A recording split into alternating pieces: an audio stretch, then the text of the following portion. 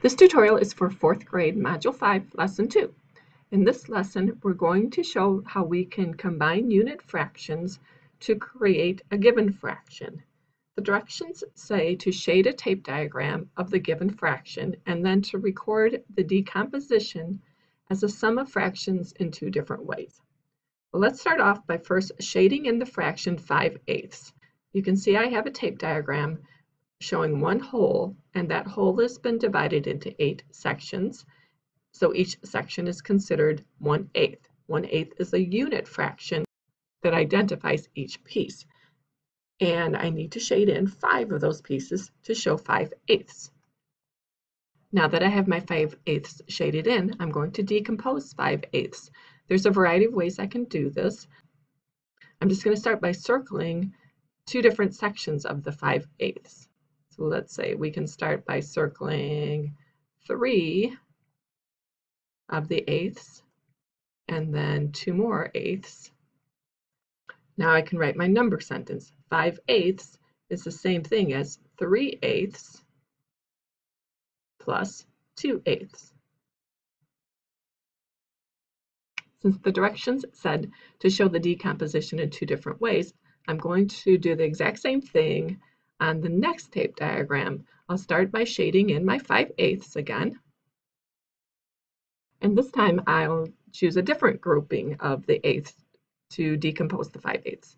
So this time I'm going to circle 2 of the 8ths, and then 2 more 8ths, and then 1/8.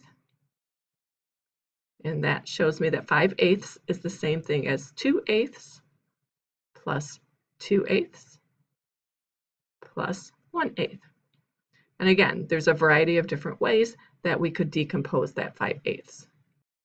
In this problem, I have 2 wholes showing because I need to shade in the fraction 3/2. Since my numerator is greater than my denominator, I know that I'm going to have more than one whole. I'll start by shading in 3/2, so 3 of the halves that are shown in this tape diagram.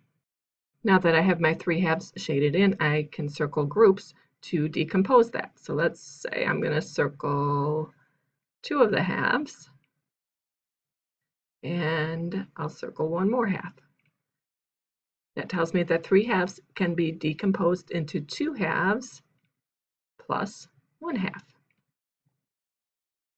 Just like before, I'll show that decomposition another way. So I have my 3/2 shaded in, and this time I'm going to circle a 1/2 and another 1/2 and another 1/2.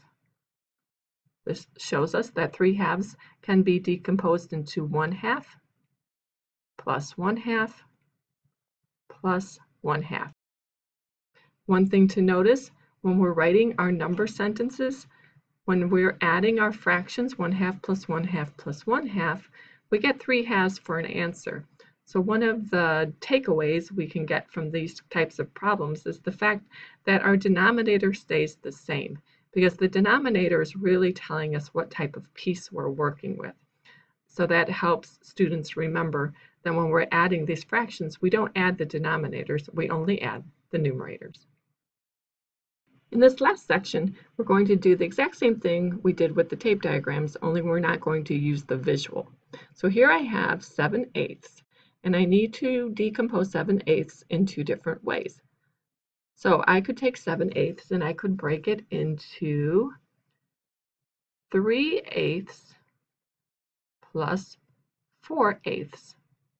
This means that I have 3 pieces, each piece is an 1/8, and I'm going to combine it with 4 pieces that are also 1/8, which would give me a total of 7/8. Another way I could decompose my 7/8 is into 5/8 plus 2/8. I have 5 pieces that are all 1/8. I combine it with 2 more pieces that are 1/8, and that would give me 7/8. So again, this reinforces the idea that we're adding the numerators, but we're not adding the denominators.